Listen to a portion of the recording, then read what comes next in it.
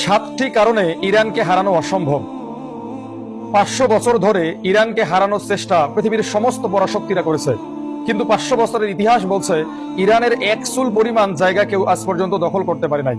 এমনকি সাদ্দাম হোসেন 7 বছর আমেরিকার মদদ নিয়ে ইরানকে পরাস্ত করার চেষ্টা করেছে, কিন্তু এক চুল জায়গা ইরানের আজ পর্যন্ত কেউ দখল করতে পারে নাই। মূলত 7টি কারণ রয়েছে এর পিছনে। 1 নম্বর কারণ হচ্ছে ইরানের ভৌগোলিক অবস্থা। ইরান হচ্ছে 3টি মহাদেশের সংযোগ স্থলে অবস্থিত। সেগুলো হচ্ছে ইউরোপ, এশিয়া এবং আফ্রিকা। এই 3 দেশের মাঝখানে রয়েছে ইরান, এবং ইরানের পাশ দিয়ে বয়ে গেছে 3টি বড় বড় সমুদ্র। একটি হচ্ছে কাস্পিয়ান সাগর, একটি হচ্ছে আরব সাগর এবং একটি হচ্ছে ওমান সাগর। মূলত এই সাগরগুলো ইরানকে বাড়তি নিরাপত্তা দেয়।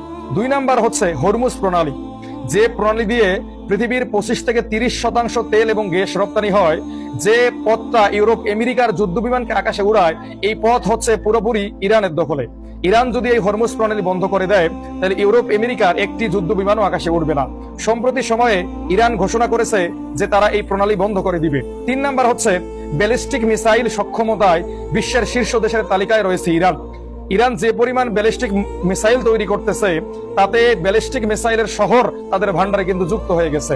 খোদ ইসরায়েলি গণমাধ্যম বলতেছে যে ইরান প্রতি মাসে প্রায় 300 করে ব্যালিস্টিক মিসাইল তৈরি করে, এবং ইরান যে সস্তা ড্রোন তৈরি করে, এই ড্রোনও কিন্তু পৃথিবীতে সেরা। রাশিয়া ইরানের ড্রোন দিয়ে ইউক্রেনকে নাস্তানাবুদ করে ছেড়েছে। 4 নাম্বার হচ্ছে ইরানের রয়েছে এক অনন্য প্রাকৃতিক প্রতিরক্ষা ব্যবস্থা। পশ্চিম ও দক্ষিণ সীমান্ত জুড়ে রয়েছে জাগ্রস পর্বতমালা এবং উত্তপ্ত মরুভূমি।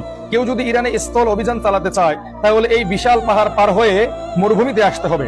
কেউ যদি এই বিশাল পাহাড় পারও হয়ে যায়, কিন্তু এই প্রচন্ড উত্তপ্ত মরুভূমিতে তারা টিকতে পারবে না। মূলত এই কারণে ইরানকে দখল করা অসম্ভব।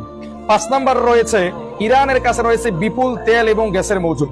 যুদ্ধ বিমান উড়াতে এবং ব্যালিস্টিক মিসাইল তৈরি করতে তেল এবং গ্যাসের